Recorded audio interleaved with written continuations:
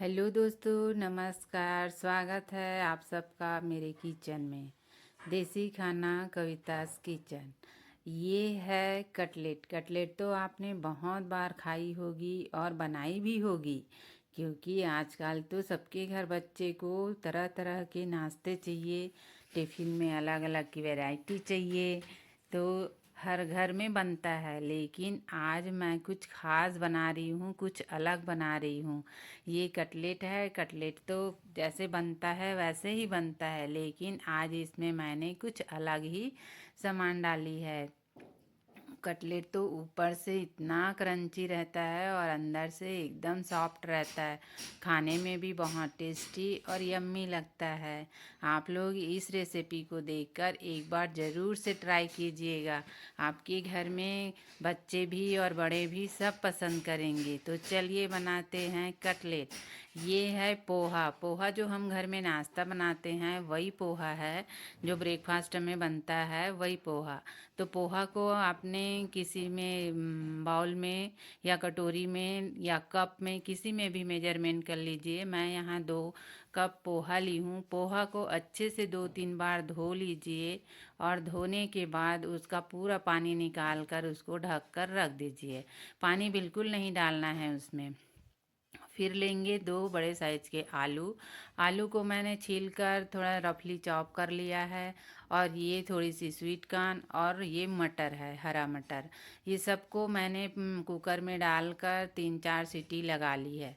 सीटी लगाने के बाद आपका कुकर ठंडा हो जाए, फिर क्या करेंगे आप, ढक्कन खोलिए और जो आलू है उसको आप बाहर निकाल लीजिए। बाहर निकालने के बाद उसको मैश कर लीजिए। मैश करने के बाद आप इधर देखेंगे पोहा, इस बीच में हमारा 10 मिनट हो जाता है। 10 मिनट में हमारा पोहा भी अच्छे से सॉफ्ट हो गया है, नरम हो गया है। अब उस बाउल में हम डाल देंगे वो मैश किया हुआ उबला आलू और 1 इंच अदरक का टुकड़ा ग्रेट करके डाल देंगे। हरी मिर्ची आप अपने हिसाब से तीखा जितना पसंद करते हैं वैसे डालिएगा। फिर 2 बड़ी साइज के प्याज डाले हैं बारीक काट कर, और गाजर डाले हैं क्रश करके, शिमला मिर्च डाले हैं। और इसमें कुछ बेसिक सी मसाले हैं, जैसे हल्दी है, मिर्ची है, कश्मीरी लाल मिर्च है, गरम मसाला है, चाट मसाला है, और थोड़ी सी मैंने इसमें कसूरी मेथी डाली है, और स्वाद के अनुसार नमक डालिएगा, और 2 चम्मच कॉर्नफ्लोर डालिएगा।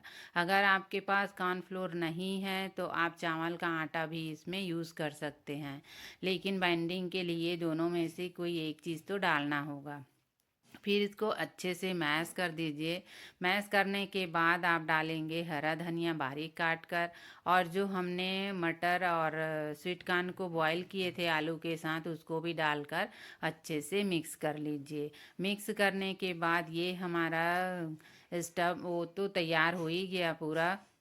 अब क्या करेंगे, इसको बनाएंगे कटलेट का शेप। इसको आप बड़ा की तरह चौकोन गोला भी बना सकते हैं, चपटा वाला, जैसे आप वीडियो में देख रहे हैं। अगर आपको ये नहीं पसंद है तो जो बेसिक कटलेट बनता है सिलेंडर साइज में वो बना सकते हैं। तो सबसे पहले आप क्या करेंगे, हाथ में तेल लगा लेंगे, उसके बाद ही ये बनाएंगे, नहीं तो आपके हाथ में थोड़ा सा चिपकेगा, क्योंकि आलू हमारा स्टिकी रहता है। तो मैंने ज़्यादातर ऐसे सिलेंडर शेप में ही कटलेट को बनाई है। वो मैं आपको दिखाने के लिए ही गोल चपटा बनाई थी। तो आप ऐसे करके एक एक करके सारे कटलेट को एक साथ बना लीजिए, या आधे को बना लीजिए। आधे को बनाने के बाद आप उसको तेल में फ्राई कीजिए। फ्राई होते तक आप दूसरा बैच भी बना लीजिए। तो ऐसे ये बहुत ही आसान तरीका है। सिलेंडर का गोल सा आप उठाइए और उसको दोनों हाथ से प्रेस कीजिए, गोल गोल करेंगे तो ऐसे सिलेंडर का शेप बन जाता है। अब इसके लिए एक स्लरी बनाएंगे। तो मैंने 2 चम्मच कॉर्नफ्लोर लिए हैं। कॉर्नफ्लोर में डालेंगे थोड़ी सी पानी, और उसका पतला सा घोल बना लेंगे। पतला सा मतलब एकदम पतला सा भी नहीं। और इसमें पानी थोड़ा थोड़ा डालकर आप उसको अच्छे से मिक्स करिए। कॉर्नफ्लोर हमारा नीचे तला में बैठ जाता है बर्तन के, तो इसलिए आप उसको चलाते रहिएगा बीच बीच में। और ये थोड़ा सा मैंने ब्रेड क्रम्स लिए हैं। ब्रेड क्रम्स मैंने घर में ही बनाई हैं। ब्रेड को मिक्सी की जार में ग्राइंड कर लीजिए, और फिर उसको हल्का सा ड्राई रोस्ट कर लीजिए सूखी कढ़ाई में, तो आपका ब्रेड क्रम्स बन के तैयार हो जाता है। तो अब क्या करेंगे, एक कटलेट उठाएंगे और जो हमने कॉर्नफ्लोर का स्लरी बनाया हुआ है उसमें डालेंगे और चम्मच की मदद से उसके ऊपर डालेंगे और इधर हम ब्रेड क्रम्स में डालकर उसको कोट करेंगे। कोट करने के टाइम आप ध्यान रखिएगा कि आपका हाथ सूखा होना चाहिए, गीला होने से ब्रेड क्रम्स आपके हाथ में ही चिपक जाएगा। तो इसीलिए आप उसको ज़्यादातर चम्मच से निकालिएगा और चम्मच से निकालने के बाद उसको हाथ से आप कीजिए। ऊपर आपका ब्रेड क्रम्स कोट हो जाएगा, उसके बाद आपके हाथ में चिपकेगा नहीं, क्योंकि वो तो ब्रेड क्रम्स हमारे कटलेट में चिपका रहेगा।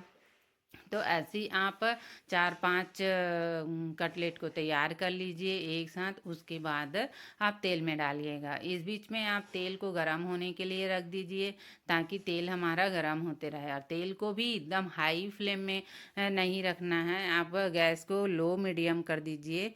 तेल गर्म होने के बाद फिर एक एक करके आप कटलेट को डालते जाइए। आप एकदम से भी भर के नहीं डालना है, 5-6 एक साथ डाल दीजिए। जितना आपका तेल है उस हिसाब से आप कटलेट को मीडियम लो मीडियम में आप अच्छे से उसको फ्राई कीजिएगा। पहले डालते ही आपको पूरा झाग दिखेगा। जब तक आपका ये कटलेट का झाग ख़त्म नहीं हो जाता तब तक आपको करछी नहीं चलाना है। झाग ख़त्म हो जाए उसके बाद आप उसको पलट लीजिए। आसानी से पलट जाता है और आराम से पलटिएगा, तेल का छींटा हाथ वाथ में ना लगे। तो आराम से पलटिए और लो फ्लेम में आप धीरे धीरे इसको सेकेंगे। थोड़ा सा आप मीडियम रखिएगा, नहीं और मीडियम रखने से क्या होगा, ऊपर अच्छे से क्रंची होगा और अंदर मस्त सॉफ्ट रहेगा।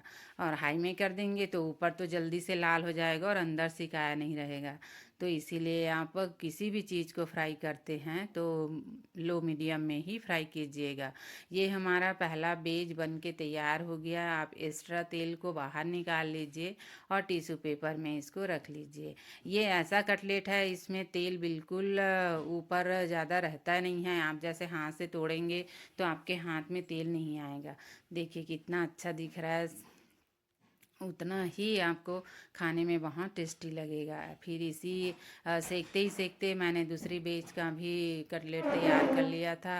और तैयार करने के बाद ऐसे आप फिर से उसको सेकिए। सो एक साथ उसको कोट मत कीजिएगा, जितना आपको फ्राई करना है उतना ही आपको कोट करके रखिएगा। इसको आप कटलेट बनाकर फ्रीज़र में रख दीजिए, डब्बे में, कंटेनर में, ढक्कन वाले डब्बे में बंद करके आप 2-4 दिन बाद फिर बना सकते हैं। ऐसे आप धीरे धीरे करके तल के निकाल लीजिए फ्राई करके, और इसको टमाटर सॉस के साथ सर्व कीजिए। खाने में बहुत ही टेस्टी और यम्मी लगता है। ये पोहा कटलेट आप भी एक बार ज़रूर बनाइएगा और मुझे बताइएगा कि आपका पोहा कटलेट कैसे बना। Thank you.